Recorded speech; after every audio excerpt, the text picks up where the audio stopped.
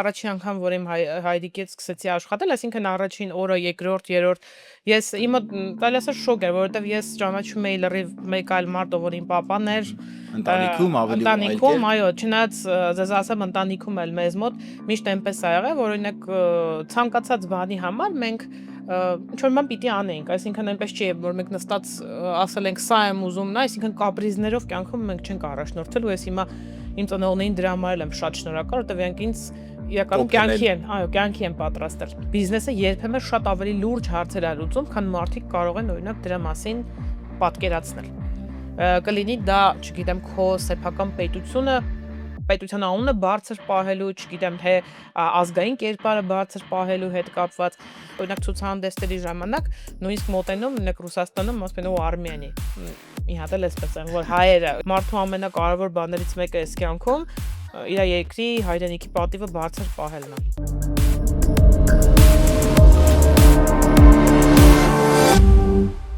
Ողջույն, ես Էրիկն եմ, Morphocast-ի եթերում շարունակում ենք մեր հետաքրքիր հանդիպումները գործարար աշխարհի ներկայացուցիչների հետ։ Այսօրվա մեր հյուրն է Modus Granum SPI տնօրենի խորհրդական եւ Sino Motors-ի համահիմնադիր Ֆլորա Նիկողոսյանը։ Ֆլորա ջան, ողջույն։ Ողջույն, Ինչպե՞ս եք։ Լավ, մերսի, դուք ինչպե՞ս եք։ Շատ լավ, շնորհակալ եմ։ Դուք առհասարակ սիրում եք խոսել ձեր բիզնես գործունեության մասին, թե նախընտրում եք, որ ձեր գործերը եւ ձեր աշխատանքները խոսեն դրա մասին։ Երկրորդ տարբերակը։ Նախընտրում եք, որ ձեր արած Այո։ գործը խոսի։ Շատ լավ։ Եկեք սկսենք ամենասկզբից, որպեսզի ընդհանուր պատկերացում կազմենք ու հասկանանք։ Ի պաշտոնե ով եք դուք եւ որ ընկերությունում, որպեսզի ասենց հերթով գանք հասնենք բիզնեսի կառավարման բոլոր օղակներով անցնենք միասին։ Ես Modus Granum ընկերությունում եմ աշխատում եմ որպես տնօրենի խորհրդական, ինչպես նաև ունեմ իմ հիմնադրած ընկերությունը Sino Motors SPN-ը,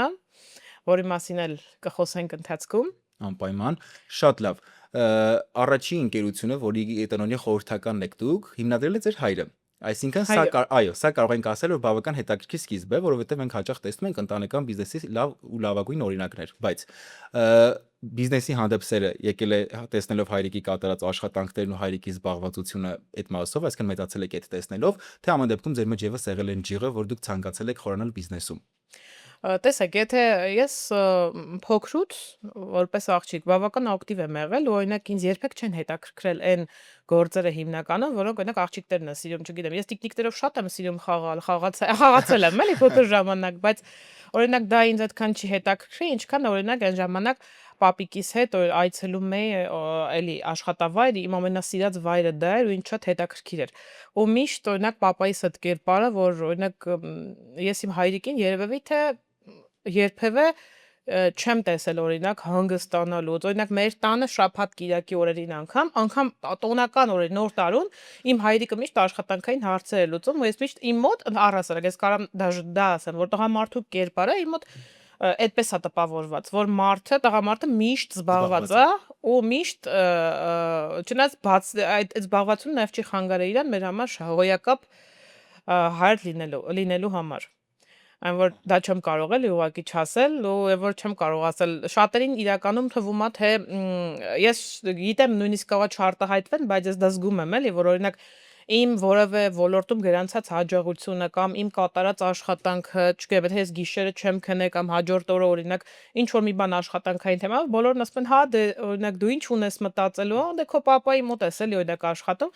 բայց ոչ մեկ կյանքում չի կարող պատկերացնի այդ ինչքան մեծ պատասխանատվություն է քո վրա դրված։ Այ դա է ուզում հարցնել, բարդ է ընտանիքից դուրս գալ գնալ նաև աշխատանքային միջավայրում կոնկրետ պաշտոններ ու գործառույթներ ունենալ, չի խանգարում մեկը մյուսին։ Իրականում չի մեր ընտանիքում այսպես ասած դա չի խանգարում, բայց օրինակ իմ համար շատ շոկային էր։ Ես առաջին անգամ, որ իմ հայրիկի հետ սկսեցի աշխատել, այսինքն առաջին օրը, երկրորդ, երրորդ, ես իմը տալի ասած շոկ էր, որովհետև ես ճանաչում էի լրիվ մեկ այլ մարդ, ով որ իմ papan էր, Ընտանիքում ավելի ընտանիքում, այո, չնայած ձեզ ասեմ ընտանիքում էլ մեզ մոտ միշտ այնպես ա եղել, որ օրինակ ցանկացած բանի համար մենք ինչ որ բան պիտի անեինք, այսինքն այնպես չի, որ մենք նստած ասել ենք սա եմ ուզում, նա, այսինքն կապրիզներով կյանքում մենք չենք առաջնորդել, ու ես հիմա իմ ծնողներին դրա համար եմ շատ շնորհակալ, որտեղ իրանք ինձ իրականում կյանքի են պատրաստել։ Շատ լավ։ Հայաստանում մենք ունենք մի քիչ կարծրատիպային մտածելակերպ բիզնես ոլորտում կանանց ներգրավվածության մասին, թեպետ բոլոր ոլորտներում, բայց բիզնեսը մի քիչ ավելի այն շատ արտահայտված է, էլի։ Ու ասում են, օրինակ, աղջիկինը ոնց կարա զբաղվի բիզնեսով, չէ՞, օրինակ, սենց բաներ անկեղծ շատ եմ լսել։ Ու պիտի որ դուք էլ զգացած լինեք կամ լսած լինեք նման կարծրատիպեր ու վստահ եմ առնչվել եք նաև այդ երևույթների հետ։ Հիմա եկեք հասկանանք դուք ու ձեր տեսակետը այս մասով։ Տեսեք, ես դա իմ ամենաչսիրած բանն է, առհասարակ ես հասարակության մեջ էլ տեսեք տանել չեմ կարողանում այդ տարբերությունները, որ առանձնացնում են կանացի կամ տղամարդկանց գործեր։ Ինձ համար այդպեսին գոյություն չունեն։ Եթե երկուսը էլ, այսպես ասած, երկուսը էլ ունեն ձեռքեր, ոտքեր, ի վիճակի են գործել, աշխատել, ուրեմն երկու աշխատանքն էլ երկուսն էլ կարող են կատարել։ Օրինակ ես իհարկե առնչվել եմ նմանատիպ դեպքերի հետ, օրինակ, չգիտեմ, հատկապես հայ-սովետական տարածքի մեր երկրների հետ օրինակ շփվելուց, չեմ ասի, օրինակ Ռուսաստանում երբեք նման դեպքի չեմ առնչվել, որ տեսնեն աղջիկա իրան լուրջ չվերաբերել, օրինակ Ղազախստանի հետ կապված, այսինքն մարդը մտածում է, եթե դու աղջիկ ես, ինքը քո հետ ինչ ունի խոսալու, որ օրինակ իրենք այդպես են ասում։ Այդ ժամանակահատվածներն է, որ օրինակ ստիպված ես լինում դու քո այն կողմերը ցույց տաս, որ օրինակ այդ կողմերով ուրիշներին որ պատմեն, կասեն անդները ինքը չի կարա սենց օրինակ իրան դրսևորի ես հարցում, վատ իմաստով չէ, նկատի ունեմ ստիպված լինեմ ցույց տամ դիմացինից իր տեղը, որպեսզի ինքը այսպես ասած կարգի գա։ Նկատի ունեմ դա։ Նաև այդ ուժեղ կողմերն եք ցույց Հա, տալիս, իհարկե, այսինքն այն որ մարդը կարա դաստիարակված շատ հանգիստ փորձի դիմացինի հետ կոնտակտի գնալ, եթե դիմացինը դա չարաշահում է, միանշանակ դիմացինը պիտի համապատասխան պատասխան ստանա, որպեսզի հասկանա, որ այնպես չի էլի, ես չեմ կարող այդ պատասխանը տալ, տենց ինքս էլ ասած վախից։ Օրինակ ես դες ասեմ, դա առօրյայում առհասարակ հասարակության մեջ դա իրոք ընդգծված թեմա է։ Անգամ մեքենա վարելուց։ Դա ամենաընդգծվածն է, նամանավանդ այս բավական պիկ Հա, երթևեկության օրինակ ես մեջ։ երբեք չեմ ընդունում, այնքան աղջիկներ կան, որ օրինակ տղամարդկանցից շատ լավ են վարում։ Միանշանակ որևէ բան չկա, էլի, Դա այս են որ մասով, այո։ բացարձակ բացի դա էլ ես չգիտեմ, ես ինձ երևի թե տան դա մեր տնից է եկել, որ օրինակ չգիտեմ, ես եթե պետք է եղել, իմ քույրիկին էլ եմ կարողացել պաշտպանել, եթե դրա կարիքը եղել է։ Եթե դրա կարիքը լինի, օրինակ չգիտեմ, մինչև հիմա էլ պատրաստ եմ իմ ցանկացած հարազատ մարդու պաշտպանել այնպես, ինչպես լինի դա այսպես ասած ուժով թե լեզվով օրինակ։ Հմտություններ են երկուսն էլ։ Այո, իհարկե, դա երկուսն էլ են, որ ես պատրաստ եմ։ Օրինակ ես այդ դասական տարբերակը չեմ սիրում, որ ասեմ, գիտեք, ես դա չեմ անի, որովհետև ես աղջիկ եմ, չկա նման բան։ Եթե օրինակ ես նույն օրինակը ձեզ բերեմ, եթե օրինակ իմ հայրիկը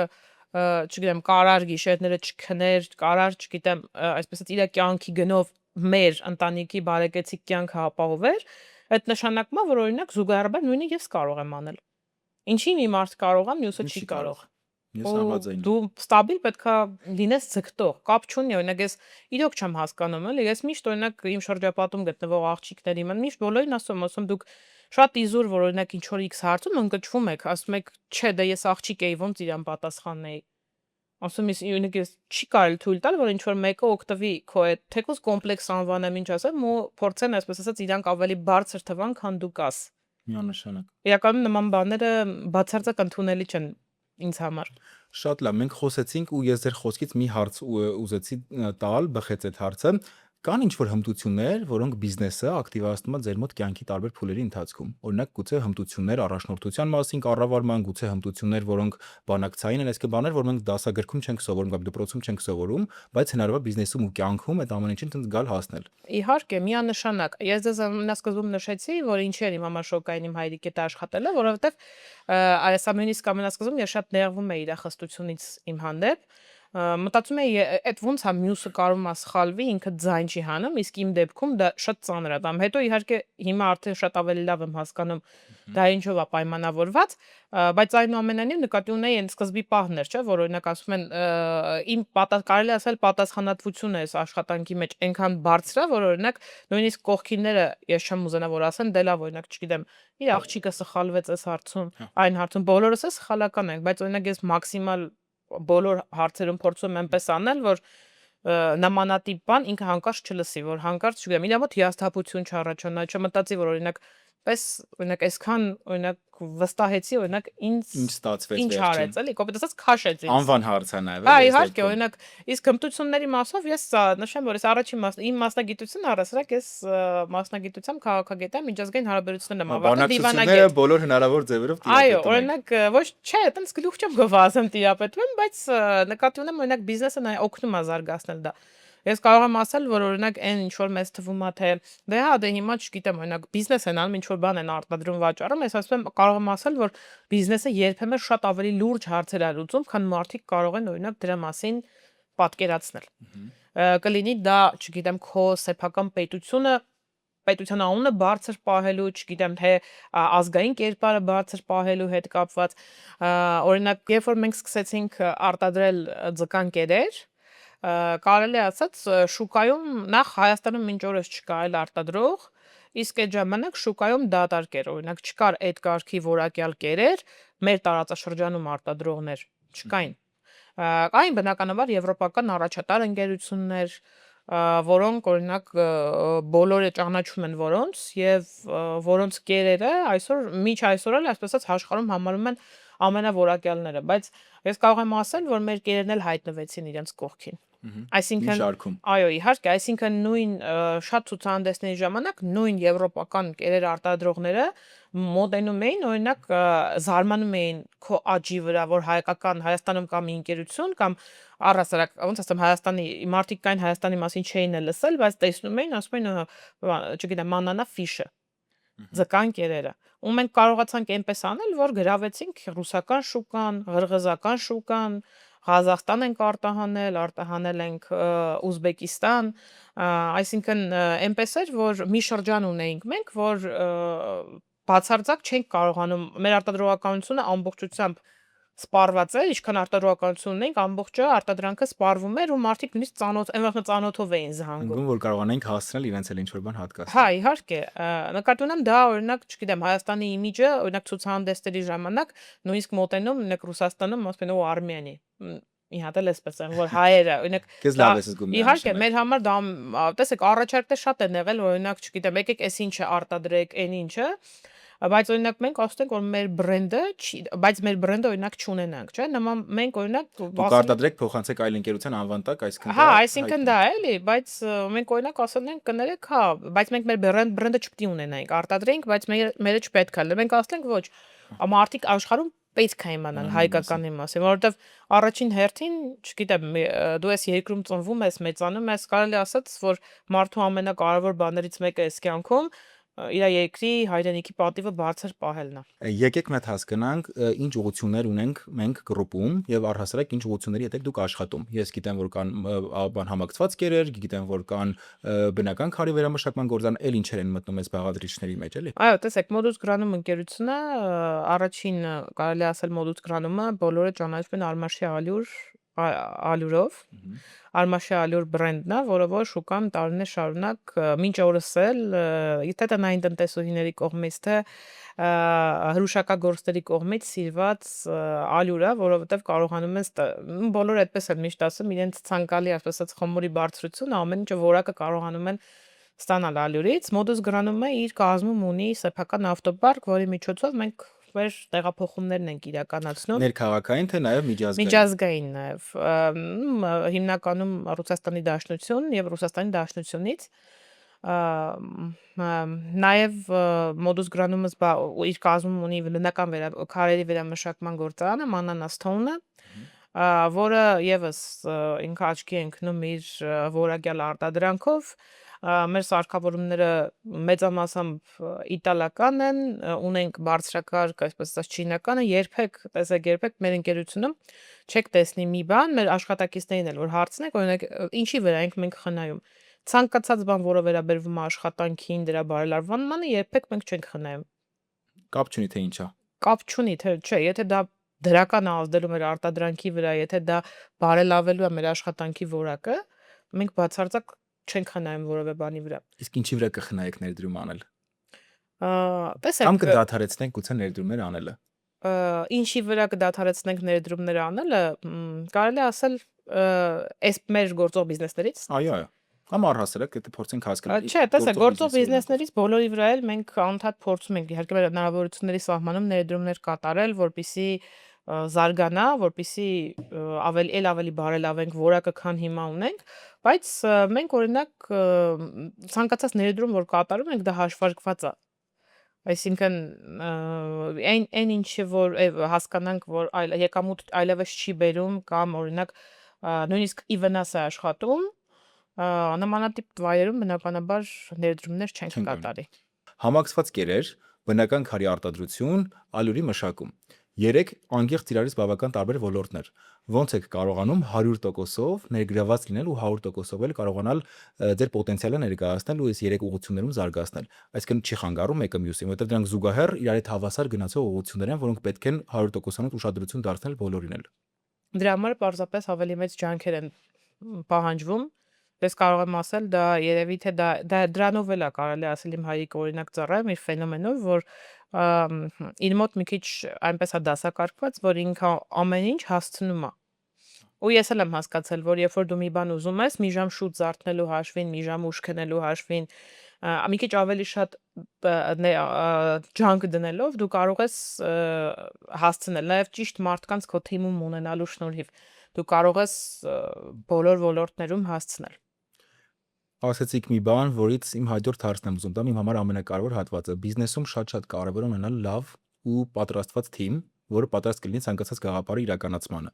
Ոնց եք ընտրում ձեր թիմակիցներին ու ոնց եք կարողանում նրանց անընդհատ պահել այդ մոտիվացիայի մեջ, որովհետև սովորաբար ստանդարտ երկար գնալու դեպքում մարում է, չէ՞, այդ էներգիան։ Անընդհատ պետք է տոնուսի վրա պահել այդ ամեն ինչը։ Տեսեք, մենք մի օր մեր աշխատմեր ինձ նաև արդեն ասած մոտիկ ընկեր է դարձել, մեր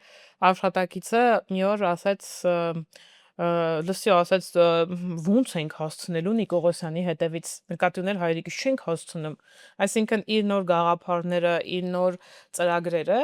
մենք չենք էլ զգում, որ մենք չենք հասցնում մոտիվացիայից ընկնել։ Ես էլ օրինակ տեսեք, ես ինչքան էլ այսպես ասած ընկերությունը մեր ընտանեկան բիզնեսն է, ես էլ եմ ինձ համարում այս պահի դրությամբ սովորող, այս բիզնեսում այսպես ասած մեծացող, զարգացող ու այս ընթացքում դու ուղղակի չես հասցնում որևէ բանից, եթե որ դու սիրում ես գործը, դու չես հասցնում հիասթափվել։ Եվ իսկ թիմակիցներին մենք այսպես ասեմ, մեզ համար բացի լավ մասնագետ լինել, ամենակարևոր հատկանիշներից մեկը լավ մարդ լինելն է։ Որովհետև լավ մարդը ժամանակի ընթացքում կդառնա մասնագետ, Համաձայն։ ավելի կկատարելագործի, բայց երբ որ մարդկային որակները մի փոքր այլ չեն լինում, չի ստացվում աշխատանքը։ Ոչ մի ձև։ Կարևորը նվիրվածությունն է։ Օրինակ մեր թիմում մենք ունենք այնպիսի նվիրված թիմ, որ անգամ օրինակ տեսեք, եթե ես ինձ օգնություն է, չէ՞, պետք է օրինակ ալյուրի գործարանի հետ կապված օգնություն է պետք մեր համակցված գերի գործարանի X աշխատողից։ Մեզ մոտ այնքան նվիրված են, որ օրինակ հանգիստ կարա զանգես, լսի, կարող ես ինչ բան օրինակ մի հատ անես չեմ հասցնում ես, սակայն զանգես տեսնես ինչն է խնդիրը, կարող դու հասկանաս, օրինակ։ Այսինքն առանձին չեն գործում, այսինքն գործում են, բայց երբ պետք է, տես բոլորը Իհարկե, բոլորը այդպես միասնական են լինում, ցանկացած հարցով։ Այն որ, չգիտեմ, դա կվերաբերվի, ով ոնց կարողանում է, օգնում է։ Դրա համար ընտանիքի գաղափարը ավելի այո, ընտանիքի գաղափարը կա ու դա մեր մոտ բոլորիս մոտ է դա նստած, էլի։ Մենք այնպես չի ընկերությունում ես մեր աշխատակիցների մեջ ես չեմ կարող հիմա ասել մեկին, ով որ այդպեսին չի։ Մենք աշխատակիցներ ունենք, օրինակ հանգստի են գնում, որ իրանք արձակուրդում են, չէ՞։ Անհանգիստ զանգում են, չգիտեմ, էս ինչ բան է եղավ, այն ինչ բան է։ Իրանք ոնց որ չեն կարող կտրվեն։ հա, չեն կարողանում կտրվեն։ Օրինակ, իրեն ասում ես, օրինակ գործը հանձնի, էս ինչին դու գնային, մեկը զանգում, լսի եղավ, թե չեղավ։ Անհանգիստ եմ, զանգեցի, էս ինչ անհասանելի էր, հետո WhatsApp-ով եմ զանգում, չի լինում, Այդ այսինքն սովորաբար շատ նվիրված ու շատ լավ աշխատանքային հա, միջավայրի իհարկե, մասին է խոսում։ նվիրվածությունից է, ու դա երբ թե մեր համար ամենակարևոր կամ ամենակարևորն է, ու մենք դա շատ գնահատում ենք։ Որովհետև եթե միջավայրի լավ աշխատողը ավելի նվիրված է, իսկ եթե աշխատողը ավելի նվիրված է, ուրեմն հետագայում գործը նաև չի տուժելու։ Այս բավական երկար տարիների փորձ ունեք ամեն դեպքում կառավարման մեջ ու բիզնեսի տարբեր ուղղությունների։ Երբևէ լսել եք խորհուրդ, որը ձեզ չի օգնել, այսինքն ամենասխալ խորհուրդը կարանք որպես այդպեսին ընդունեք, որը տվել են ձեզ։ Տեսեք, հիմնականում ես աշխատանքը կարելի ասել, ես որևէ մեկի հետ չեմ քննարկում ու այստեղ միակ խորհրդատուն կարելի ասել հայրիկս է, հիմնականում ինքն էլ խորհուրդները բացի են, որ օրինակ կարա ասի ինչ որ մի բան, ինքը նաև թողնում է, որպեսզի ես այսպես ասած գնամ, եթե ինչ որ գիտի նույնիսկ սխալ է լինելու, այս սխալին բախվեմ ու հասկանամ։ Ու կարելի ասել, այս դեպքում իմ մոտ դեռ չաշխատող որևէ խորհուրդ չի եղել, որովհետև ես դա զգացել եմ, ամենասկզբում չեմ հասկացել, օրինակ եթե դու գիտեիր սենց է լինելու, ինչի՞ց չասեցիր մի արա։ Որ հետո ինքս իմ մեջ եմ էլի վերլուծել, իմ հայրիկը շատ չի սիրում խոսել, էլի։ Ինքս իմ մեջ եմ վերլուծել, որ փաստորեն այս մարդը ուզում էր ինձ Դուք հասկանեք ձեր սեփական հա, արած որ սխալը։ ես գնայի դա անեի, ես հասկանայի, որ դա սխալ է։ Եվ ոչ թե ես օրինակ չանեի, մտածեի դե ասեց սխալ է, իր փորձի վրա հիմնվեի։ Որտեղ կարող է ձեր մոտ ստացվեր օրինակ դա։ Օրինակ, դե կարողս դու միշտ մտածես, որ դու կարայիր անել, բայց քեզ հետ պահեցին, չէ՞։ Իսկ որպեսի դա չլինի, օրինակ տեսնում ես, մարդը ասում է, ես ինչ բանը մի արա։ Հետո որ դու մի անգամ անում ես, արդեն այդ սխալից բխող հետևանքները դու սա հասկանում ես, որ երբ որ դու սա արեցիր, սա իր հետևանքն էր բերում։ Այս հետևանքից խուսափելու համար պետք էր այս բաները չանել, բայց դու արդեն արել ես ու հիմա պետքա լուծումների տարբերակներ գտնել։ Ճիշտ է։ Իսկ եթե խոսենք ամենալավ կամ կարևոր խորհրդի մասին, որը գուցե papan տվել է ձեզ։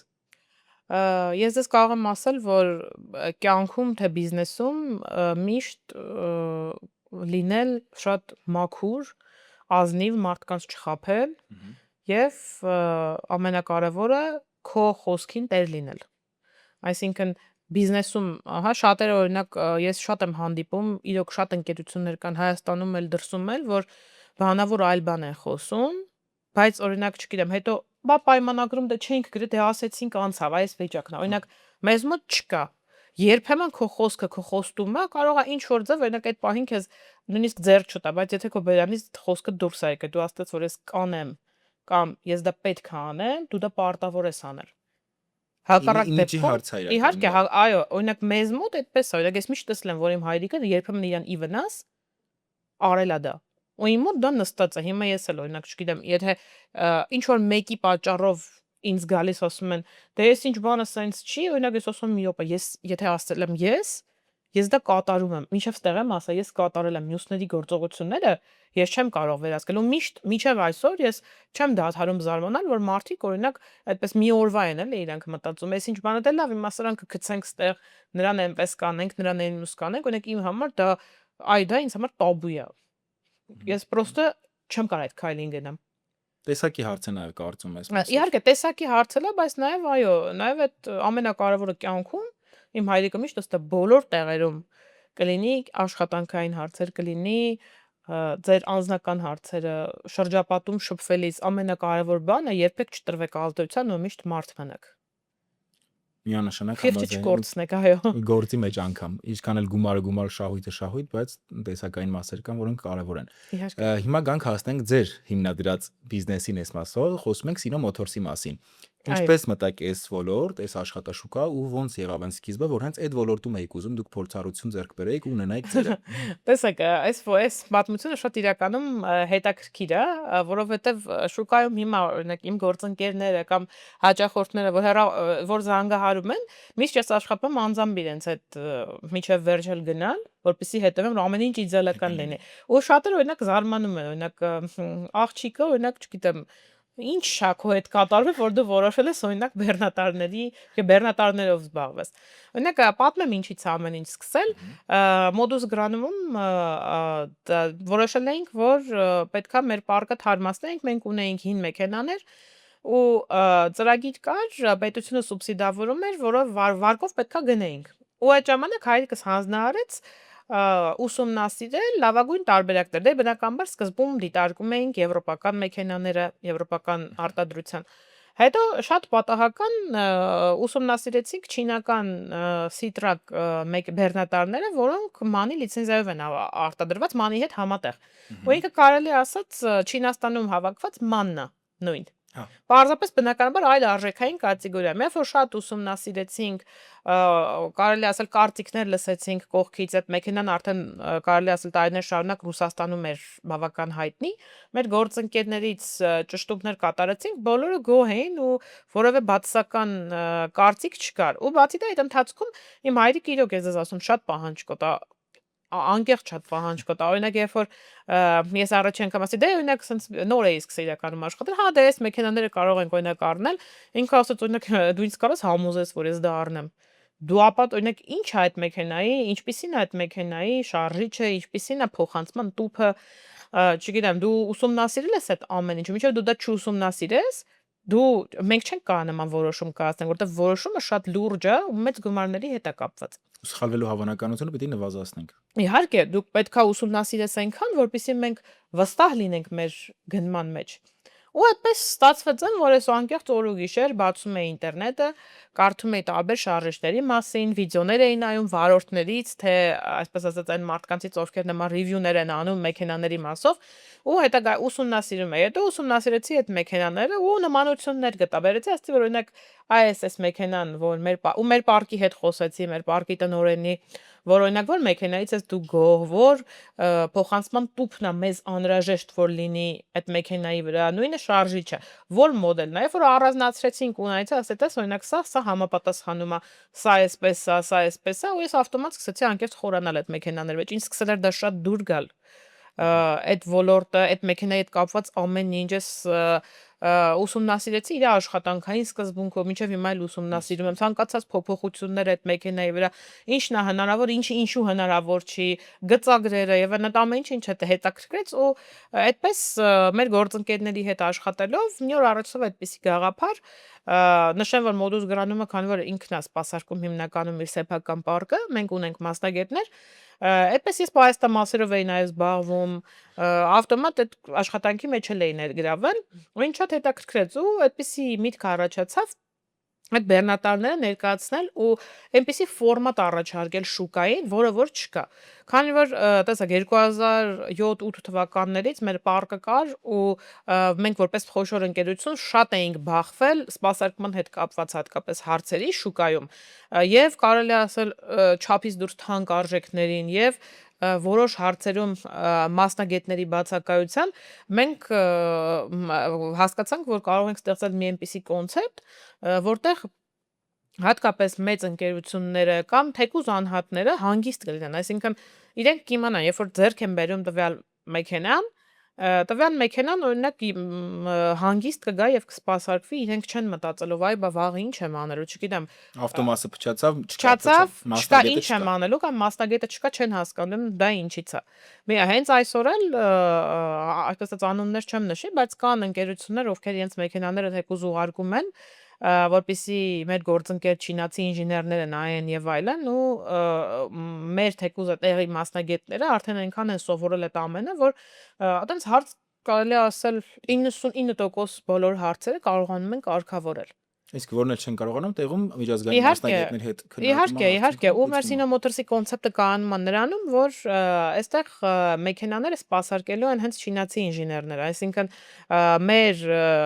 տեղի ինժեներների հետ միասին նաև տեղում աշխատելու են չինացիները, ովքեր այսպես ասած իրենց արտադրանքին բոլորից լավ են տիրապետում։ Իսկ բարդ չի այդ միջազգային հարաբերությունները կարողանալ կայուն պահել, էլի, որովհետև ամեն դեպքում մտածելակերպները կարող է գուցե տարբեր են, կամ ոնց է կարողանում։ Գիտեք, երբ որ գործընկերների հետ կարելի ասել կյանքի հանդեպ, աշխատանքի հանդեպ կան նույն փիլիսոփայությունը, դա շատ հեշտ է։ Այսինքն եթե դիմացինդ հակված չի ինքը, ոնց ասեմ, ոչ երկարատև հարաբերությունների համագործակցության, այդ դեպքում հա կա խնդիր, որ բարդ է, բայց էլի բնականաբար լուծելի է։ Ես հենց ասեմ, քանի կարելի ասել այսպեսի մի բան կա, ես միշտ ցանկացած խնդրում, որ հայտնվում եմ, որը որ այդ պահին ինձ գուցե թվում է, որ շատ բարդ է, ես չեմ հաղթահարի, ես միշտ մտածում եմ, որ քանի ես կենթանի եմ, ես կարող եմ լուծել ցանկացած հարց ու այդպես խնդիրներից հիասթափվելով բնականաբար չես առաջ գնա խնդիրները մարդուն ավելի լավն են դարձնում ավելի ուժեղ են դարձնում երբ դու այդ խնդիրները հաղթահարում ես հետագայում համ այդպիսի խնդիրների չես բախվելուց էլ դու արդեն լուծումները գիտես Իսկ ունենք մի խնդիր, որ ձեր փորձի ընթացքում ունեցել եք, որը հատկապես կարևոր եք համարում ձեզ համար ու այդտեղից շատ կարևոր մի հատ Իհարկե, Sino Motors-ից որ խոսեցինք, ես նշեմ, որ Sino Motors-ում մենք ունենք նաև չինացի գործընկեր, ու չինացի գործընկերոջ հետ ծանոթությունը ես երևի կարելի ասել Աստծուց էր ուղարկված, որովհետև ես մի խնդրի առաջ էի կանգնել ու լրիվ պատահական եմ իր հետ ծանոթացել։ Մենք գնում էինք կատարել Չինաստանից ու մատակարարը ժամկետների հետ կապված մյուս շաբաթ, այս շաբաթ 10 օրից 15 օրից ու անդադ ես զգում էի, որ ինչ-որ բանից խուսափում են, ոնց որ ասենց կոպիտ բառ օգտագործեմ, ցրում էին մեզ։ Վտանգ էիք զգում, որ գուցե ստացվի կամ ու անգամ ինչ-որ օրերով չէին պատասխանում կամ ինչ-որ տարօրինակ էր, էլի, այդ ամեն ինչը։ Ու այսպես այդ ընթացքում ես երբ որ հետաքրքրված էի էլի բեռնատարների հետ կապված գնում կատարելով մի ընկերության հետ էի շփման մեջ, որպեսզի քննարկում էինք, եթե չեմ սխալվում, պրինցիպներ գնելու հետ կապված կցորդներ։ Ու իրենց արժեքը բավական թանկ էր ու այդ չաթ էին սարքել WhatsApp-ում ու այդ WhatsApp-ում մի 5-6 հոգով էին, բայց երկուսն էին, ինչ որ sales manager-ներ էին, իրենք էին խոսում։ Մնացածը բացարձակ լռում էին։ Ու այդպես մի օր այդ chat-ից մեկ անդադ զանգում է, ես էլ չեմ սիրում, ես գիտեմ, որ իրանք զանգում են, որ ասեն ինչի՞ չես ուզում եւ այլն, բայց պարզվեց դեռ այլ բան է, մոտը շատ լավ ոնց որ մեղվել է այդ պահը, որ փոքր եղբորս վերջին զանգն էր, այս մարդը զանգեց, ասցի ներողություն եմ խնդրում, ես հիմա անհարմար տեղում եմ, ինքը ասաց ինչ շատ հետաքրքիր էր, ես ուզում էի խոսել ու ուզում էի հասկանալ, որ քո երկրի մասին քարտեզի վրա նայել եմ, ինքը շատ փոքր է, բայց ինքը շատ մեծ պատմություն ունի։ Ու քանի որ մենք չինացիները շատ հին ժողովուրդ ենք, ինձ շատ է դա հետաքրքրել։ Ու ինքը ինձ պատմել էր, որ ինքը այդ ժամանակ գործուղման է եւ Չինաստանում էլ չի գտնվում։ Ու այդպես մի օր, երբ որ այս ամեն ինչը ձգձգվում էր անդադ, ինձ հայրիկս զանգում է, ասում է, կարծում եմ, մեզ պրոստը գցել են այդ մարդիկ։ Ու իմ մոտ չեք պատկերացնի ինչ պանիկա, ինչ բան, ես մտածում էի ոնց պիտի այս հարցը լուծվի եւ իրոք այդ պահին ինձ համար աշխարհի վերջն էր։ Դե մեծ գումարներ հետ եք ամեն դեպքում Ու այդ պահին այդ չինական ընկերությունն իր բիզնես լիցենզիաներ ինձ նախկինում ուղարկել փաստաթղթերը։ Այդ փաստաթղթերը չինարելով էին պանիկայի մեջ, ես ուղարկում եմ այս մարդուն, գրում եմ կարաս ինձ համար թարգմանես սա։ Ինքը գրում է ինչ ա եղել, դու ինչ որ անհանգստացած ես, բան, այսպես խոսում է, բան, ասում եմ հա ու ակամայից նաև ուզվում եմ, որ ես չգիտեմ եւ այլն, ինքը ինձ ասում է դու խնդիր չունես, դու հեռախոսահամարում հետ կապի մեջ ես եղել, տրամադրե ինձ, իրենց էլ ուղակի նամակ գրի, որ վաղը իրենց կայցելեն։ Ես էլ ասում դու Չինաստանում ես, ո՞նց ես գնալու, ինձ ասում է դա քո մտածելու խնդիրը չի ընդհանրապես։ Ոնց դու հանգիստ եղի։ Չինաստանում դու որևէ խնդիր չունես։ Ոչ մեկ չի կարա Չինաստանի անվան հետ խաղա։ Մի խոսքով անցավ իր ժամանակ,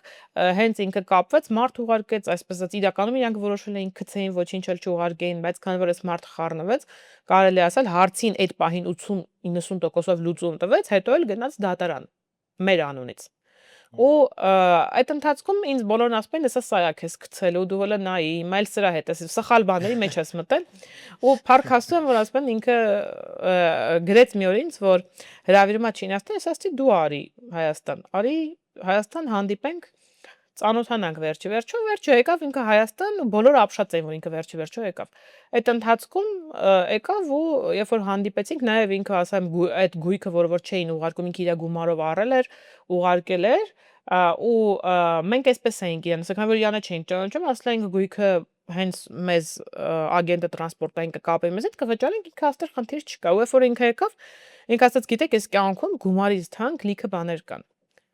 Օրինակ, իմ պետության անունը։ Չէ՞ որ այս պետությունն ինձ տվել է հնարավորություններ, որ ես աշխատեմ, որ ես ունենամ լավ կյանք, ես պարտավոր եմ այս պետության առաջ, որպեսզի վատ մարդիկ չկարողանան խաղան իր անվան հետ։ Ու ասում էր, ես չեմ ուզենա, եթե դուք որպես բիզնեսի մեջ եղող մարդիկ նեղանաք Չինաստանից, դուք գործակտեր չեք անի այնտեղ։ Չեք անի, իմ տնտեսությունը չի զարգանա։ Հետևաբար ես ուզում եմ, որպեսզի այս ամեն ինչը շարունակական լինի։ Ու ասում էր, գիտեք, ես էլ եմ ինձ մեր կասկածներ ունեցել։ Ասում է ճիշտ է, ինքը ասում է, որպես մարդ ես այսպես ասած կարողացել էի ճանաչել իմ մարդկային արժեքները, այսպես ասած ասում է, բայց այնուամենայնիվ ասում է, ես էլ իմ մեջ կասկածներ ունեի։ Ճիշտ է, մարդկային որակները իմ մեջ հասկացել էի ու ասում է իմ կինը, իր կինը, այսինքն իր ընտանիքի անդամներն էլ ասում էին, լրիվ օտար մարդու համար դու ես ինչ ես անում, ասում է, ես ներքուստ վստահ էի, որ այս մարդը խաբեբա չի։ Ու քանի որ մենք շատ հաճախ էինք խոսում մեր աշխարհայաստայից, ինքը ասում է, ես հասկացել եմ, որ մենք կյանքի հանդեպ ունենք նույն աշխարհայացքը եւ պատկերացումը, մենք նույն արժեքներն ենք կրում։ Ու այսպես ինքը ասում էր, ես նույնիսկ դասական տարբերակով մտածում էի անգամ թե այս ապրանքը կգա, մենակ կորեն էս մարդիկ, օրինակ։ Թող կորեն։ Հա, թող կորեն, ես շատ մեծ բան չեմ կորցնում։ Կարևորը, այսպես ասած, իրենք այս դեպքում վատ դիրքում կմնան, ոչ թե իմ պետությունը։ Այսինքն ինչքան մարդ կայացած ու հասուն պիտի լինի, որ որոշում կայացնի օտար մարդու հետ շփվելու։ Օտար մարդու հետ կապված։ Ու այդպես այսօր կարելի ասել մենք ոնց որ ինքն ասում ենք դարձել ենք ընտանիքի անդամներ, շատ մտերիմ շփվում ենք, շատ արդեն այդ գործընկերային շփումից դուրս է դա կարելի ասել, էլի մենք ավելի շատ հարազատ մարդիկ ենք, մենք փոխադարձ գնում ենք այսպես ասած իրար տուն, իրար հետ ընտանիքներով, արդեն ծանոթ ենք իր երեխաների հետ, մի խոսքով կարելի ասել, որ ինձ համար դա շատ մեծ դաս եղավ, որևէ գործարք անելուց շատ ուշադիր լինել, բացի այն որ ուշադիր լինել, այլ չեմ կարող անբացատրելի զգացողություն է, թե դա ինձ ինչ տվեց, օրինակ հիմա նմանատիպ Եզակի դեպք է իրականում Հա, սա, էլի։ նմանատիպ դեպքերից, երբ որ օրինակ մարդիկ ինձ ասում են, «Էս ինչ տեղից, էս ինչ ապրանքի վերաբերյալ, էս ինչ գնով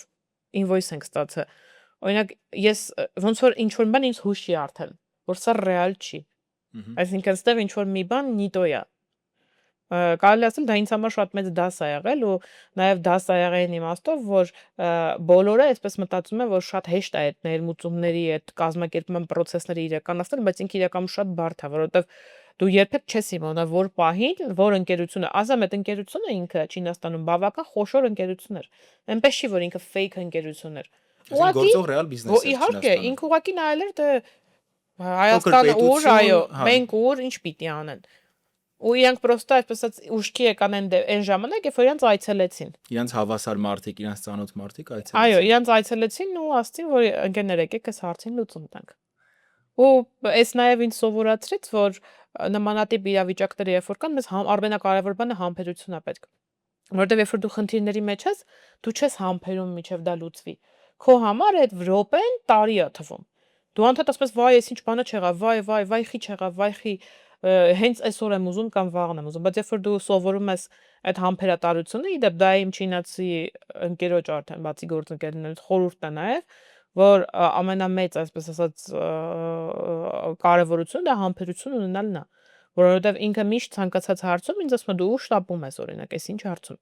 Բայց որ մենք քայլ առ քայլ գնանք, մենք կհաջողենք։ Բայց դու ասում ես հենց որ զգում ես ինչ որ մի խնդիր կա, ոնց որ Միանգամից պանիկա է հա, անում։ որ չէ, պետք է սա շատ արագ լուծել, որպեսզի դա չլինի։ Ես օրինակ միշտ ասում եմ, ժամանակը շատ թանկ է, ինքը ասում է, այո, թանկ է, բայց այդ ժամանակն է քեզ լիքը բաներ բացատրում։ Իսկ դրա մեջ որ դու համբերատար գնաս այդ քայլին, դու կհաջողես։ Օրինակ սկզբում էլ այդ խնդիրների հետ կապված ես իրան ասում էի, դե լավ, հա, արդեն մի շաբաթ է, ոչ մի բան չեղավ։ Ինքը ասում է, դու քեզ թվում է դա մի շաբաթում է լուծվելու։ Սա մենք պետք է այնքան ամուր դիրքեր ունենանք, որ շատ արագ կարողանանք հետագայում լուծել այդ հարցը։ Ու կարելի ասել, որ այդ մասով էլ ես բավական մեծ դասեր քաղեցի։ Շատ լավ։ Եկեք խոսենք առհասարակ բիզնես սկսելու կարևորության մասին, այն գաղափարները, որոնք երիտասարդները հաճախ ունենում են ու պիտի դրանք ռեալիզացնեն, ամենատարբեր ոլորտներում կլինի, էլի, առհասարակ դա կապ չունի ոլորտը։ Մի քանի կետ, որոնց պիտի ուշադրություն դարձնեն, որ անպայման հետո չսխալվեն։ Թիմ ընտրելու մասով գուցե ներդրումներ անելու մասով ինչին ուշադրություն դարձնել այս մասով։ Ամենակարևոր բանը, որ ես կարող եմ ասել, որ դա ցանկացած մարդ, երբ որ բիզնես է սկսում, անկախ տարիքից, բոլորի մոտ այդ պատկերացումներն այնպեսին են, որ եթե դու այս բիզնեսը դրեցիր, այսինքն հաջորդ օրը կտրուկ քո ֆինանսական դրությունն է այլ ավելի լավանալու։ Ես ուզում եմ ասել, որ դա իրականում այդպես չի ու իմ խորհուրդը այն է, որ ցանկացած հարցում, երբ որ դուք ներդրում եք կատարել ինչ-որ մի բան եք վաճառել, դրա եկամուտը ոչ թե ծախսեք այլ մարդկանց դա ցուցադրելու համար, որ տեսեք, ես սա հաջողության հասա, ես սա ունեմ, այլ ներդնեք ձեր բիզնեսում, որովհետև ինչքան դուք շատ ներդրումներ կատարեք ձեր բիզնեսում, իրա պատասխանը, այսպես ասած, այդ բիզնեսի ավելի լավը կլինի ու ամեն դեպքում, ցանկացած դեպքում դուք այդ լավ կյանքը կունենաք, եթե ճիշտ վարվեք։ Այսինքն, եթե միայն չմտածեք, որ ամենակարևոր բանը այս պահին սա այստեղից հանելն է եւ տանելն է։ Հաջորդ կարևոր բանը, եւ եթե դա առաջինը պետք է ասեի, ձեր գործընկերների հանդեպ ճիշտ պահվածքը, անկեղծությունը, Հավասարը հավասարի սկզբունքը գուցե։ այո, հավասարը հավասարի սկզբունքը, մարդկային վերաբերմունքը, օրինակ, դա շատ կարևոր է, որպեսզի հաջողես, որովհետև երբ որ դու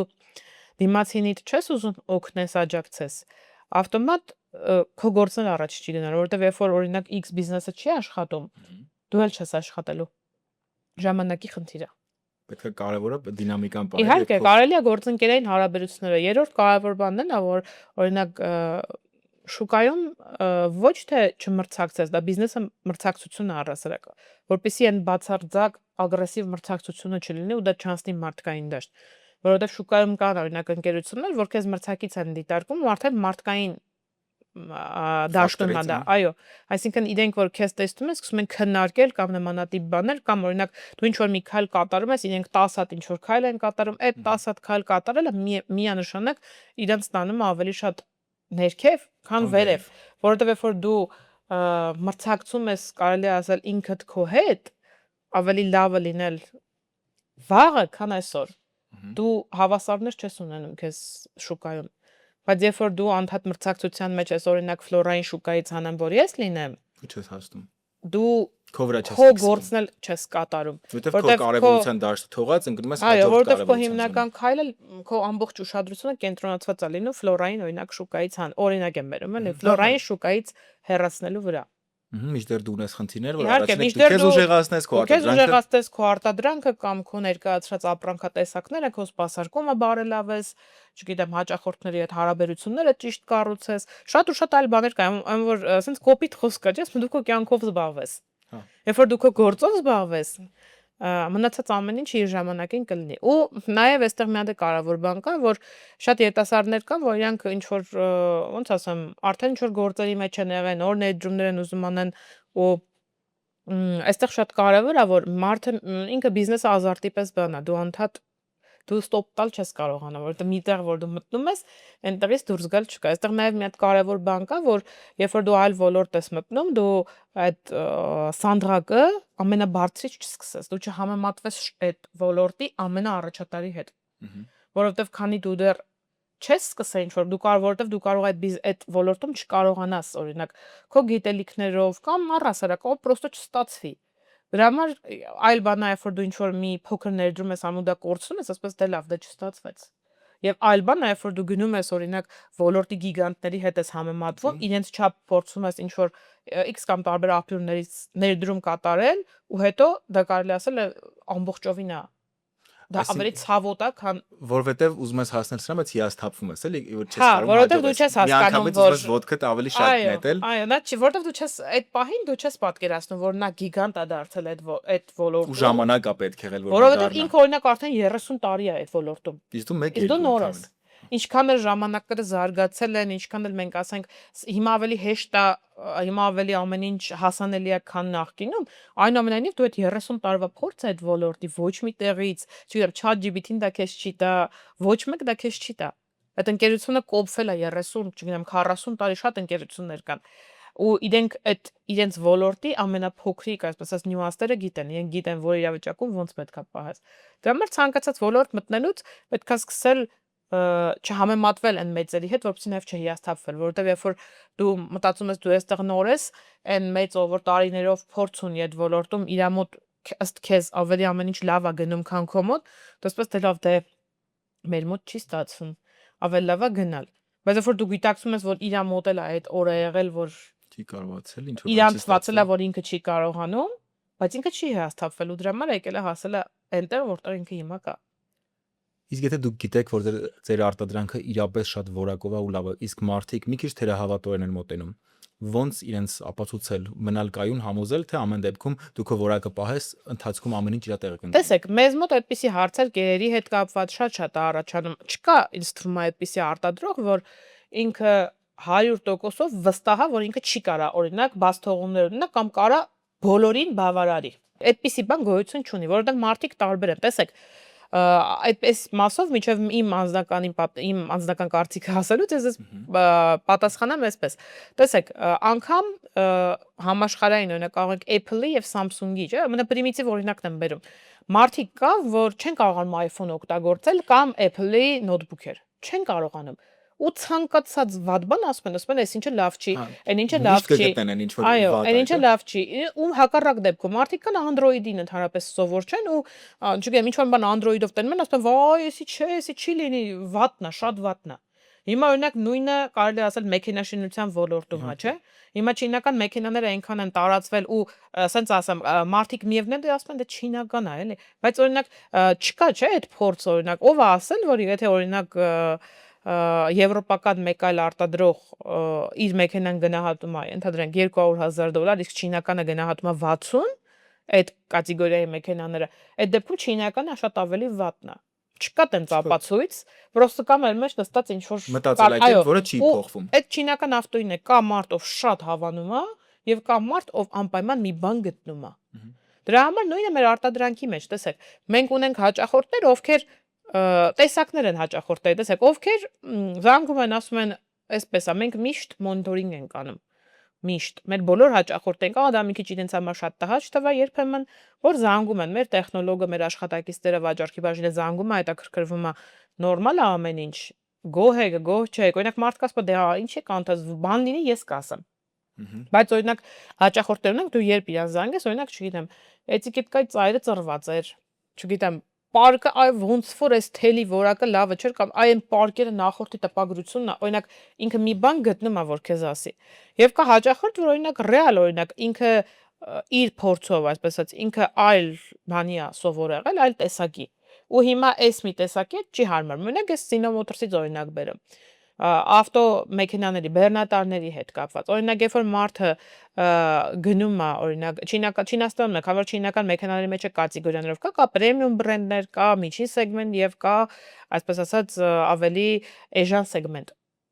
Ու երբ որ մարդը օրինակ ընտրում է չինական էժան սեգմենտի մեքենա եւ համեմատում է դա օրինակ Iveco-ի հետ, այդ մարդը ուղղակի պատկերացում չունի ինքը ինչա գնել եւ ինքը ինչի հետ է համեմատում։ Որովհետև Iveco-ն իր այսպես ասած զարգացվածությունը, առասարակ այդ բրենդը, չգիտեմ, դա կլինի MAN-ը, դա կլինի Iveco-ն, դա կլինի Scania-ն, այդ բրենդերի հետ դու կարող ես գոնե համեմատել պրեմիում դասի մեքենաները եւ ոչ թե դա։ Նկատեմ դա պետքա մարդիկ հստակ ցանկացած հաճախորդ ինքը պետքա հասկանա ինքը ինչա գնե, ինչի հետ է համեմատում։ Միանշանակ, որտեվ Իսկ այդ դեմար այդ դեպքում մենք միշտ շատ դրական ենք արձագանքում պատկերացրեք։ Օրինակ երբ որ ինչ որ դժգոհություններ են լինում, մենք միշտ փորձում ենք պատճառը հասկանալ, օրինակ կերերի հետ կապված։ Քանի որ օրինակ շատ հեշտ է, գիտեք, ամեն խնդրի մեջ մեղադրել կերը։ Կերից էր։ Կերն է պատճառը։ Դրա համար գոյություն են լաբորատոր փորձաքննություններ, չգիտեմ, որոնք անցնում են, չէ՞, կերերը կարծում եմ։ Մեր կերերը անցնում են, իհարկե անցնում են, դա չի նշանակ, դա որ չի քննարկվում նույնիսկ մենք ունենք մեր սեփական լաբորատորիան պլյուս օգտվում ենք հանրապետությունում գործող լիցենզավորված լաբորատորիաներից։ Պարտադիր կերերը ստուգվում են, հումքերն են ստուգվում, ամեն ինչ, որ դա շատ խիստ կարգով է լինում, էլի։ Մենք կերերը պահպանում ենք, նմուշները ամիսներ շարունակ, որպիսի հետագայում ինչ որ մեկի մոտ ինչ որ խնդիր առաջանա, մենք էլ ունենանք այդ նմուշից։ Իմ ասածը չէ, կենդանիներին, այդ թվում նաև իրենց հետ տեղի ունեցածը փորձաքննության են ենթարկում տվյալ կերպար պայմաններից չէ՞ լինի ունակ։ Իհարկե, տեսեք, օրինակ ունեցել ենք հաճախորդ, որ զանգում սկզբում շատ գոհ էր կերից, հետո զանգում ասում էր, չէ, ածելությունը, հավերի զվարթությունը ընկել է։ Ասում էր իմ մոտ ամեն ինչ լավ է, դուք եք մի բան կերի մեջ էկոնոմիա եք անում, այդպես։ Հետո մեր տեխնոլոգիա երբ որ գնաց, միշտ ոնց որ պատմում են, էլի մեր աշխատակիցները ծիծաղելով ու նշում են, ասում են մեր տեխնոլոգն ասես դու սենց ստեղ քեզ հիմա արի հաց սեղան դնենք հաց ուտենք ու տես դու հաց ասում ասած այսինքն ասում ասի իհարկե հաջողորդ ասել այսինքն ինչ եք ասում ասել դա հա ասել դու պատկերացրու ես կենթանին չի ուզում նորմալ չի կարող նորմալ սնվի որովհետև տոթ հա որովհետև այսպես ասած տհաճ միջավայր է ինքը չի կարողանում այսպես ասած այո պլյուս ամեն կենթանի գոնե իր համար նախատեսված տարածք պիտի ունենա այսինքն շատ կենթանիներ միտեղ փոքր տարածքում առանց օդափոխության լցնելուց բնականաբար փառքաստում որ չեն սատկել Հա, պատկերացրեք այդ տիպի դեպքեր լինում։ Եղել է դեպքեր, որ մարդիկ մեզ մեղադրել են, որ իրենց կենթանին անկել է մեր պատճառով։ Դա էլ փորձաքննություն գոյություն ունի։ Օրինակ, շատերը չեն իմանում, որ իրենց մոտ օրինակ արկա են, իրենց կենթանի մոտ արկա են ինչ որ վիրուսներ, ինֆեկցիաներ, օրինակ, բայց առաջի բանը միշտ հեշտ է, կեր արտադրողի զանգեն, դուք եք մեղավոր։ Բողոքելը միշտ ավելի հեշտ է, քան այս հետաքրքիրները վերլուծելը։ Բայց մենք օրինակ պատկերացրեք ամենափոքր, օրինակ, ամենափոքր այսպես նմանատիպ պատահարի հետևից մենք անպայման գնում ենք, որովհետև դա մեր համար էլ է ազդակ, եթե մեզանից լինի խնդիրը,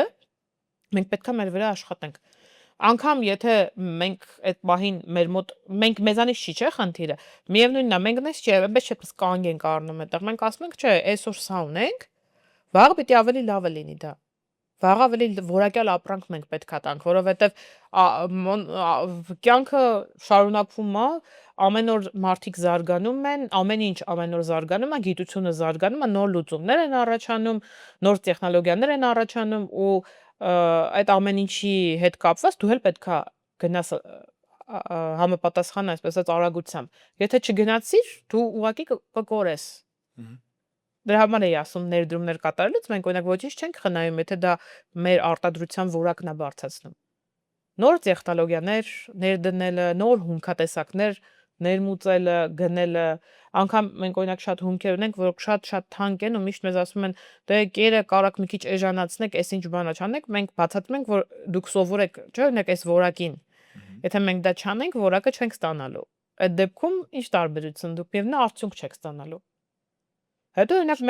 մեզ մոտ նաև էդ էլ կա, որ մենք օրինակ հաճախորդներին, ասեք Sino Motors-ի հետ կապված էլ, չէ, ես միշտ բացատրում եմ մարդկանց, որ օրինակ եթե դուք գնում եք տվյալ մեքենան, ինչ առավելություն է դա ձեզ տալիս, որովհետև ըստ էության, եթե ունենանք մեքենա, որը արժի 160,000 եվրո եւ ունենանք մեքենա, որը արժի 80,000, օրինակ եմ, կամայական թվեր եմ ասում, երկուսն նույն գործառույթն են, չէ, կատարում ըստ էության։ Բեռնափոխադրում են օրինակ իրականացնում։ Այստեղ պետք է ավելի շատ խորանալ իր սպասարկման մեջ։ Չափորոշիչների մեջ իհարկե իր ծառայության ժամկետի մեջ ամենակարևորը սպասարկման արժեքների, որովհետև 160,000-անոցը դու սպասարկես շատ ավելի թանկ, քան այն տարբերակ։ Օրինակ այս Citrac-ի դեպքում դա կարող եմ հստակ ասել։ Citrac-ի սպասարկումը միանշանակ ավելի մատչելի է լինում, քան ցանկացած եվրոպական բրենդի, որովհետև արդեն պահեստամասերի մեջ պահեստամասեր կան, որ այնքան են տարբերվում եվրոպական արժեքներից, որ նույնիսկ 200-300 դոլար, ոնց որ ավելի շատ այս կողքը նայում են, մարդիկ նայում են, ասում են, դե սա անվճար է։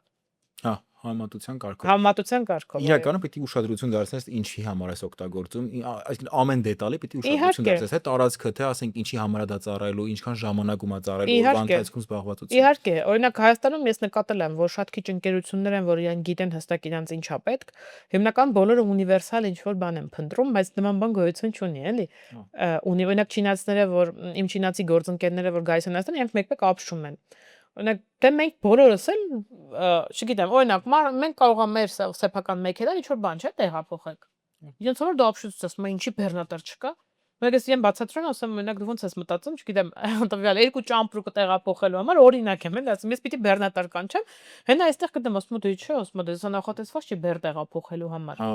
Կամ օրինակ, չգիտեմ, տվյալ մեքենան նախատեսված չի շինարարության մեջ աշխատացնելու համար, դուք հասկանում եք, չէ՞, ասում որ սա չի համապատասխանում այն աշխատանքներին, ինչի համար իրանք ուզել է։ Իսկ Հայաստանում ամեն ինչի համար օգտագործվում է։ Բոլորս այո, բոլորը։ Մենք սովորենք դրան։ Մենք սովորենք դրան, մենք բոլորս օրինակ, չգիտեմ, Ford Magnus-ի մեքենան, սա որ ամեն ինչի տեղափոխելու համար ծառայում է։ Այնպես չի, որ օրինակ իրանք միշտ հարցում են, ասում են, ի՞նչ եք տեղափոխելու այդ մեքենայով։ Շատ հաճախ մարդիկ մտածում են դու ուզում ես խորանաս իրանց բիզնեսի մեջ։ Բայց զուտ սեխանտի կանում են նրան, որ գործարանը արտադրող ընկերությունը ուզում է հասկանա ինչ պրոդուկտ քեզ տա։ Որովհետև այդ մեքենաները իհարկե որ ավելի լավ ծառայ, ուրեմն հիմա մեքենաներ կան նույն ինքնաթափ մեքենան է, բայց օրինակ ինքը տեխնիկապես, այսպես ասած, իր գծագրերով ինքը կառուցվածքով տարբերվում է, քան օրինակ կան մեքենաներ, որոնք աշխատում են հանքերում եւ կան օրինակ տեղափոխում են իրականացնում։ Իրենք ըստ բեռնվածությունից եւ իրենց աշխատանքային պայմաններից որոշակի տարբերություններ ունեն, որ անզեն աչքով մենք չենք տեսնում։ Մենակ դրսում տեսնում ես, մայոնեք քի, օրինակ չգիտեմ, սա ինձ ասում է 10,000 է, դու խես ինձ ասում 20,000, որտեղ ասում ես քեզ տայսա մի ապրանք, որը որ ծառայելու է ISS պայմաններում։ Եթե SS չի լինելու, ինքը ավելի քիչ է ծառայելու։ Իհարկե, ոչ թե քիչ է ծառայելու, իսկ հետո այդ նմանատիպ դեպքերում մարդիկ որ պրոստը առնում են, ասում են, չէ, ինձ էժանն է պետք։ Օրինակ սովորաբար ես հիմնականում ասում նայեցեք ես չեմ կարող դա վաճառեմ, որովհետև դա հետո ինձ համար է խնդիր դառնալու։ Մեկ եղել են տենց դեպքեր, որ մարդը ասել է, չէ, ես ուզում եմ քո համար ինչ տարբերություն, ուզում եմ ես մեքենան, ասեմ լավ։ Բայց հետո չասես սա։ Ու եղել է, որ օրինակ ինքը տարել է դա այնպես է շահագործե, ինձ անդադ զանգել է, ասել նոր մեքենա է, ինչի սենց եղավ։ Ու երբեմն դու պրոստը չես կարող էլ բացատրես, որ իսկ ես զգուշացրել էի, որ սա սրա համար չի նախատեսված։ Դա Հայաստանում շատ տարածված է։ Այսինքն ամեն բիզնեսում ուշադրություն դարձնել հնարավոր ամեն ինչի։ Իհարկե, տեսեք, չեք կարա դուք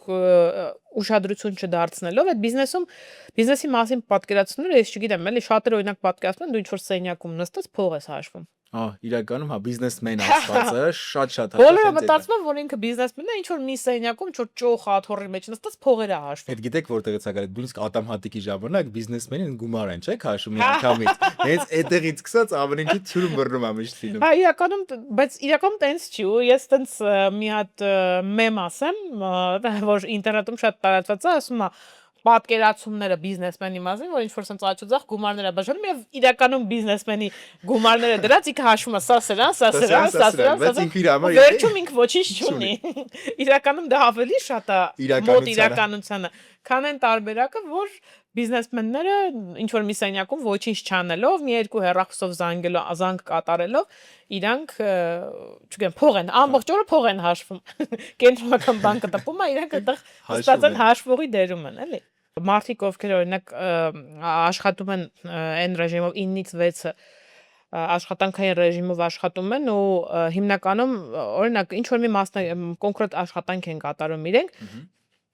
շատ հաճախ ինձ ասում են դե դու ինձ կյանքում չես հասկանա, կան տենց մարդիկ։ Ես առավոտից գնում ու հոգնում եմ։ Օրինակ դե հա դե դու օրինակ չգիտեմ այսօր 11-ին ես չէ գործի գնում օրինակ։ Նմանատիպ հարցեր են տալի ու բոլորին թվում է դա իրականում դու ոչինչ չես անում։ Բայց այդ որ ասում ես 9-ից 6-ն եմ աշխատում ի տարբերություն քեզ, բայց ես իրականում 24 ժամ եմ աշխատում։ Դու գալիս եք տուն, մեկը շարունակում եք մտածել։ Ես օրինակ չգիտեմ, հա, ես ու ամուսինս շատ հաճախ մենք օրինակ մեր տունը անվանում ենք հյուրանոց, որովհետև հյուրեր են գալիս, այսպես ասած աշխատանքային հարցեր են լինում, որ օրինակ մենք տուն ենք գալիս ժամը, չգիտեմ, 9:30-10-ին, գնում ենք ու հաջորդ օրը առավոտյան նորից գնում ենք։ Ու այսինքն այն կողքից թվացող բանը, որ դե հա իրան ինչ կա այսօր ժամը ոնց որ առավոտ, չգիտեմ, 10-ին տնից դուրս եկա, այդ 10-ին դուրս եկածը զուտ կարող է օրինակ, չգիտեմ, գիշերը 1-ին կամ 2-ին, օրինակ մի օր իմ չինացի գործընկերներից մեկը հանդիպման ժամանակ ծիծաղելով ասաց, գիտեք, ասաց բանն է, օրինակ ինչ որ բանից էին խոսում, պատասխանելուց ուշ պատասխանում, ասաց ես մի հոգու եմ Հայաստանում ճանաչում, որ երբ գրում եմ պատասխանում է։ Ու ասում է, սկզբում իմ մոտ տարօրինակ էր, ասում է, ինքը մի անգամ ինձ հարցեց, ասես դուք տարբեր ժամ, որ ժամային գոտում եք գտնվում։ Ասի Հայաստանում եմ, որտեղ պետք է։ Բոլոր ժամային գոտիներում եմ։ Օրինակ ինձ ասաց, բա դու ինչ ես ժամը 3-ին, օրինակ հիմա ինձ պատասխանում, ասացի, որովհետև անավարտ բան ունեմ, աշխատանք ունեմ կատարել, դա անում եմ։ Պլյուս ասացի, պայմանավորվել եմ, որ Չինաստանում այսպես ասած, երբ որ առավոտը բացվի, ժամը 4:30 ես արդեն հանդիպում ունեմ մարդկանց հետ։ Հիմա զարթել եմ, որ այսպես ասած միջև այդ կարգի գամ էլի, ես էլ այսպես ասած ուղեղս արթնացած եմ։ Դե նաև հարգանք է դա իրականում չինացի գործընկերների։ Հա, իհարկե, բնականաբար, ու նկատի ունեմ, որ այդ կողքից թվացող անհոգ վիճակը դա իրականում այդպես չի։ Միայն ինչ շատ մոտ մարդիկ գիտեն։ Օրինակ ես ինչերի միջով եմ անցնում։ Իմ կյանքում շատ քիչ են այդ մարդիկ հաշված։ Օրինակ միայն, չգիտեմ, հավատ մայրիկիս հարցնել, իմ շատ հարազատ մարդկանց հարցնել, թե ես ամեն օր ինչերի միջով եմ անցնում։ Ու օրինակ այդ գերպատասխանատվությունը, այդ պատասխանատվության զգացողությունը շատ հաճախ, օրինակ ես ունեցել եմ դեպք մի ամիս ու կես առաջ, որ ես ուղիղ 1 շաբաթ մի րոպեով չեմ քնել։ Կատեգորիկ, անհանգիստ։ Շատ վատ է, իհարկե, ես գիտեմ, որ դա շատ վատ է, բայց օրինակ ես անհանգստությունից այդ տվյալ իրավիճակում ես էլ գտնում էի, որ որտեղ է ելքը, ես ելք էի փնտրում։ Ես բացարձակ չէի քնում։ Ուղղակի չէի կարողանում քնել, պատկերացրեք պարկում էի, անդադ այդ մտքերից ասում էի, չէ, շուտ կարող քնեմ, իմ մոտ չի ստացվում։ Մինչև այն օրը, որ օրինակ, չգիտեմ, ինչ որ մի դրական տեղաշարժ եղավ ու ես հասկացա, որ օրինակ չէ, այսպես չի կարելի։ Մինչև այն օրը, որ օրինակ, չգիտեմ, գլուխս պտտվում էր, անկեղծ չէի կարողանում, պետք է գնայի գրասենյակ, ուղղակի զանգեցի ճանապարհին, ասում շատ վատ եմ զգում, չեմ հասկանում, երևի չեմ հասնի, օրինակ, չեմ կարող պրոստը գնամ։ Բայց այդ օրինակ երբեք չի, երեք ես հանգստի էլ որ մեկնում եմ, ես Հայաստանից որ գնում եմ, թե գործում ման, թե հանգստի, օրինակ ես չունեմ այդ հանգիստը։ Ինձ որ ասում են, քեզ պետքա մի շաբաթով գնաս անջատվես, ես գիտեմ, ես չեմ անջատվելու։ Առաջի հերթին ոչ թե այն, որ օրինակ եթե ես ասեմ ինձ մի անհանգստացրեք, օրինակ չանհանգստացնի, ես չեմ կարող ինքս չանհանգստանամ։ Որովհետև դու այդ պահին ստեղ չես, բայց քո աշխատանքը գնում է։ Ու ցանկացած թերացում կապ չունի դա քո թիմի անդամն է արել, թե դու ես արել, դա քոնն է։ Դու պետք է այնպես անես, որ այդ թիմի աշխատակցի, չգիտեմ, ձեր աշխատակցի, ձեր թիմի անդամի թերացումն էլ բացարձակ չերևա, որովհետև դա մի ընդհանուր մի բան է, որի համար բոլորդ աշխատում եք, բոլորից ստեղծածն է, այսպես ասած, բոլորդ պահում եք, ու այսպես ասեմ մեր փոխտնօրենն է միշտ ասում է նույնիսկ կարելի է այն տեսանկյունից դիտարկել, որ եթե ինչ որ մի խնդիր է առաջանում, դա բոլորիս է վերաբերում, բոլորիս կյանքի վրա ազդում է դա, որովհետև մենք այստեղ աշխատում ենք, մենք մեր կյանքը, այսպես ասած, ապահովում ենք այս ամեն ինչի շնորհիվ, եթե ինչ որ մի խնդիր դառնա, չի կարելի ասել, որ դա իմ խնդիրը չէ։ Ֆլորայի մոտ առաջացած խնդիրը դա իմ անձնական խնդիրն է, միշտ ինքն է ասում։ Մյուսի մոտ առաջացած իմ անձնական խնդիրն է, դրա համար ցանկացած հարցում, օրինակ, շատ հարցեր կա, կարող է այդ մարդը ընդհանրապես այդ մասին տեղյակ չլինի, ես զանգում ասում եմ, ինչ հարցով կարող է հանկարծ ինձ օրինակ կողմնորոշեք, ինչ կարող եմ անել։ Կամ մեր աշխատակիցներից դու կարող ես իմանալ այս ինչ բան, այդ մարդը պատրաստական միշտ ինքը որ ցանկացած տեղ փորձում է լուծում գտնել։ Մեր հետ հավասար ասենք, չգիտեմ, պետքա, օրինակ, չգիտեմ, X տեղը գնալ, պետքա ինչ որ մի աշխատանք կատարել։ Հա, իհարկե։ Օրինակ, ամուսինս ինձ միշտ ասում է դու ասես շափից դուրս ամեն ինչ ծանր ես տանում։ Ես ծանր, ոչ թե ծանր, կարող է ծանր եմ տանում, բայց ես հակառակը չունեմ։ Չգիտեմ հակառակ մեթոդը որն է, ու չեմ պատկերացնում մարդիկ ոնց կարան ինչ որ մի բան անեն ու չսիրեն դա։ Ես մենց այնքան եմ կիսում այդ տեսակոտը, ես էլ եմ տենց։ Որովհետև մի բան շատ է սիրում, ուզում ես ամեն ինչ իդեալական միջև վերջ դրա մեջ ես։ Շնչում, արտաշնչում ու ապրում շատ հաճախ։ Ու երբեմն օրինակ շատ հաճախ մի գործընկեր ունե, ինձ ասում էր, ինչի ես այս ամեն ինչը դու անձամբ ուղարկում, ասա թող ես ինչ ուղարկի։ Ես մի օր իրան ասացի, գիտես, ասացի, ես ժամանակ եմ խնայում։ Որովհետև միջև ես բացատրեմ, այս ինչին ինքը քեզ ինչ պիտի ուղարկի, այդ ընթացքում ես կուղարկեմ։ Ես վստահ կլինեմ, որ ճիշտ ուղարկվել է, ճիշտ ուղարկել եմ, որ քո հետ կապված ես այդ պահին ավարտել եմ, ես էլ հարց չունեմ։ Բայց լինում է դեպքեր, որ օրինակ միջև դու բացատրում ես դիմացին, կապ չունի, դիմացի մտավոր ունակությունները չես թերագնահատում, ուղղակի տվյալ մարդը կարող է ոչ ծանոթ չէ տամը, միջև դու իրան ներկայացնես, այդ ընթացքում դու հանգիստ կանես։ Դրա համար ես ցանկացած տեղը որ գնում եմ, ինձ բոլորը գիտեն, ուր գնում եմ, ինձ ասում են դու էջի հեռախոսի մեջ ես։ Որտեղ մի բանը որ օրինակ այդ պահին, չգիտեմ, նոթբուքս մոտս չի, իմ հեռախոսով եմ անում, չգիտեմ, նոթբուքս մոտս է նոթբուքով եմ անում ու կարելի է ընկերական միջավայրում նույնիսկ ինձ մեկ ասում են դու ինչ չես լսում։ Ընկերուս ասում դու ինչ չես լսում։ Ում չէ լսում եմ։ Մեկ էլ հումոր եմ անում, որ մի բան օրինակ ինչ որ մի անձնական գաղտնիք եմ պատմում, հետո որ մի բան անում, ասում հորքային մեկը չէ։ Որ ասում ես օրինակ չգիտեմ, էլի հանկարծ իր մոտ օրինակ չասես, որ ես նեղված եմ, ասի կներես, բայց չեմ էլ ֆիքսել, որ դու նեղված ես։ Դու նեղված ես։ Կներես, ամեն դեպքում կներես, բայց չեմ ֆիքսել։ Դե այդ բանը դու ինչ որ այլ բաներով ես մտածում միշտ։ Ֆլորա ջան, շնորհակալ եմ շատ իրականում մաքսիմալ բազմակողմանի ու հետաքրքիր զրույց ենք ունեցել, դրա համար անչափ շնորհակալ եմ։ Ձեզ շատ շնորհակալ եմ, ինձ էլ է շատ հաճելի, ուրախ եմ, հուսով եմ ինչ որ մեկին ինչ որ մի բանով վստահաբար ձեր խորհուրդները օգնելու են, ինչ որ ճիշտ որոշում կայացնելու ժամանակ։ Այո, իհարկե։ Ձեզ եւս շնորհակալություն։ Իսկ դուք չմոռանաք հետևել մեր YouTube յանալիքին մեր հաջորդ հաղորդումները բաց չթողնելու համար։